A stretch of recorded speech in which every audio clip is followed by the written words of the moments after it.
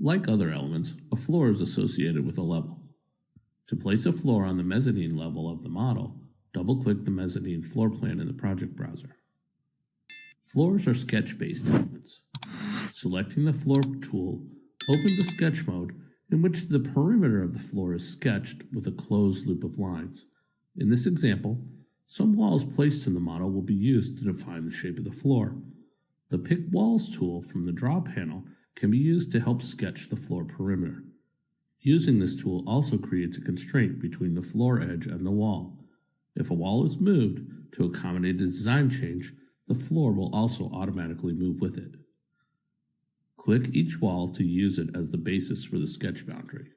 The parallel lines shown near the sketch line of the floor indicate the span direction of the floor. In this case, the floor is a generic floor, so the span direction is not critical. If the span direction needs to be changed, the Span Direction tool on the Draw panel allows for another line of the perimeter to be assigned the span direction. The Line Segment tool is selected to sketch additional lines to define the sketch of the floor boundary.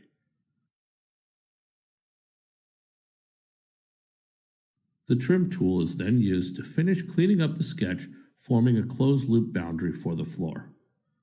When the sketch is complete, click the check mark on the Mode panel to save the changes and exit sketch mode.